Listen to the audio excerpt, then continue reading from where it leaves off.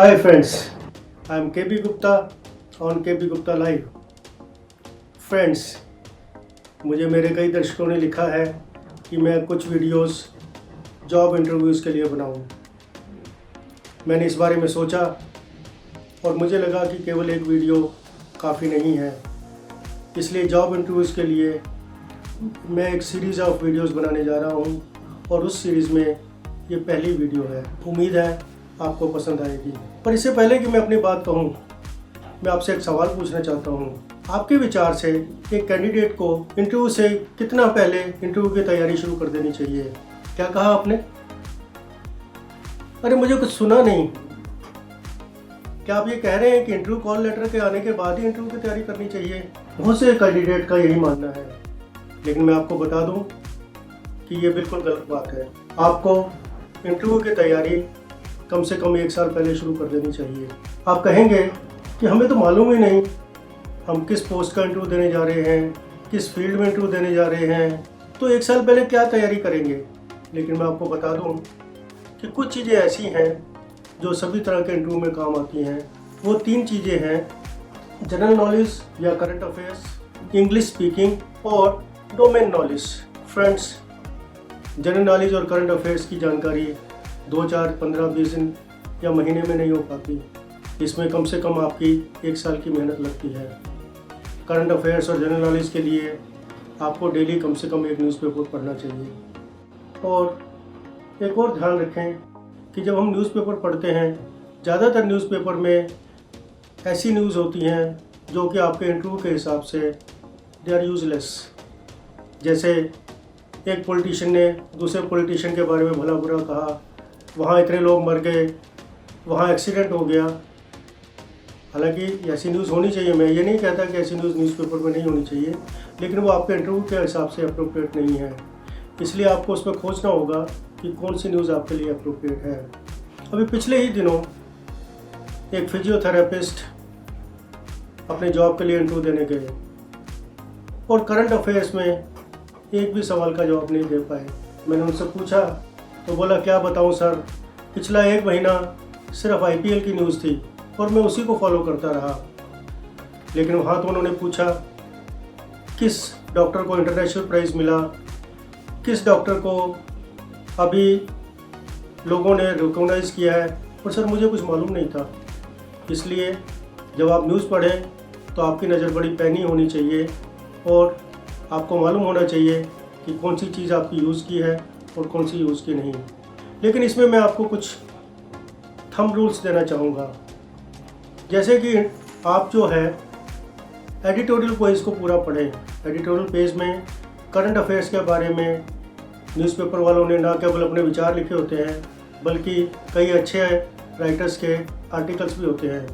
यदि आप सिर्फ एडिटोरियल पेज पढ़ लेंगे तो भी आपकी करंट अफेयर्स और जनरल नॉलेज की काफ़ी तैयारी हो जाएगी। इसके अलावा मैं आपको एक और टिप देना चाहूँगा कि कभी भी सुबह उठते ही न्यूज़पेपर ना पढ़ें, क्योंकि सुबह जब आप उठते हैं आपका माइंड फ्रेश होता है। उस समय आप वही पढ़ाई करें जो एनालिटिकल हो और जिसमें आपको मेमोराइज़ करना हो। न्यूज़पेपर आप दिन में कभी भी पढ़ सकते हैं, क्योंकि अगर एक बार आपने न्यूज़पेपर पढ़ लिया तो आपकी बहुत सी एनर्जी उसमें डिस्चार्ज हो जाएगी। और ज़्यादातर न्यूज़पेपर्स में नेगेटिव न्यूज़ ही होती है। अगर जनरल न्यूज़पेपर्स के अलावा अगर आप कोई फाइनेंशियल या इकोनॉमिक न्यूज़पेपर पढ़ते हैं तो वो सोने पे सुहागा। जैसे मैं डेली टाइम्स ऑफ इंडिया और इकोनॉमिक टाइम्स पढ़ता हूँ, लेकिन मैं कोई न्यूज़पेपर को रिकमेंड नहीं करता। जो आपको सूट करे वही न्यूज़पेपर पढ़िए। इसके अलावा कोई भी एक न्यूज़ मैगज़ीन पढ़िए जिसमें करंट अफेयर्स के बारे में आता है, और पूरा साल भर आप उसको पढ़ते रहिए। जो आपको इम्पोर्टेंट लगता है उसके नोट्स बनाते रहिए। नोट्स बनाने का सबसे बड़ा लाभ ये होता है कि चीज़ें आपको जल्दी से याद हो जाती हैं, फिगर्स आपको जल्दी से याद हो जाते हैं। दोस्तों, एक और बात कहना चाहूँगा, कई न्यूज़ ऐसी होती हैं जिनके बारे में न्यूज़पेपर भरे होते हैं, उसके लिए आपको ज़्यादा पढ़ने की ज़रूरत नहीं है, लेकिन उनके सेलिएंट फीचर आपको जानकारी होनी चाहिए। फॉर एग्ज़ाम्पल, आजकल सभी न्यूज़पेपर्स में कोरोना के ओमिक्रॉन वेरिएंट के बारे में पेजेस के पेजेस भरे होते हैं, लेकिन आपको जानकारी होनी चाहिए कि WHO इसके बारे में क्या कह रहा है, मेडिकल काउंसिल ऑफ इंडिया इसके बारे में क्या कह रही है, जो कमेटी सरकार ने बताई है वो क्या कह रही है। क्योंकि इसके ऊपर आपके सवाल पूछे जा सकते हैं। तो ये बात हो गई जनरल नॉलेज की। आइए अब बात करते हैं इंग्लिश की। वैसे तो आप जब इंटरव्यू के लिए जाएं, आपका इंग्लिश बोलना कोई ज़रूरी नहीं है, आप हिंदी में भी बात कर सकते हैं, लेकिन अगर आप इंग्लिश में बात करेंगे तो आपका इम्प्रेशन ज़्यादा पड़ेगा। इसलिए कोशिश कीजिए कि आपको इंग्लिश आए और इंग्लिश स्पीकिंग भी आए। इंग्लिश की नॉलेज और इंग्लिश स्पीकिंग के लिए भी मैं आपको कुछ टिप्स देना चाहूँगा। सबसे पहले तो मैं ये कहूँगा कि आप जो भी न्यूज़पेपर और मैगज़ीन पढ़ते हैं वो इंग्लिश के ही पढ़िए। इससे आपको दो लाभ मिलेंगे। एक तो आपको ज़्यादा स्टैंडर्ड के आर्टिकल्स और एडिटोरियल्स पढ़ने को मिलेंगे, और दूसरा धीरे धीरे आपको इंग्लिश आ जाएगी। लेकिन एक बात और मैं कहना चाहता हूँ कि पढ़ते पढ़ते अगर आपको कोई वर्ड समझ में नहीं आता तो आप तुरंत उसका मीनिंग देखिए। मैंने कई लोगों को देखा है कि वो पढ़ लेते हैं, किसी वर्ड का मीनिंग नहीं मालूम होता तो वो आगे बढ़ जाते हैं और कहते हैं अरे समझ तो आ गया ना, अब इस वर्ड के मीनिंग की क्या ज़रूरत है। लेकिन जैसा कि मैंने अपनी एक पिछली वीडियो में बताया था, मैं इसमें धोखा खा चुका हूँ। मेरा स्टेट बैंक ऑफ इंडिया में पीओ का सिलेक्शन इसीलिए नहीं हुआ कि मुझे सिर्फ एक इंग्लिश वर्ड का मीनिंग नहीं आता था। इसलिए इंग्लिश जानने के लिए आपकी वोकैबुलरी बड़ी स्ट्रांग होनी चाहिए, और पढ़ते पढ़ते आप आर्टिकल को पढ़ना रोक के उस वर्ड का मीनिंग देखिए जो आपको समझ में नहीं आ रहा, और नोटबुक पे लिख लीजिए, और महीने के बाद एक बार उस नोटबुक को पलट भी लीजिए। इससे आपकी इंग्लिश स्ट्रांग हो जाएगी। दूसरी बात रही इंग्लिश स्पीकिंग की। इंग्लिश स्पीकिंग के लिए आप 2-3 चीज़ें अपना सकते हैं।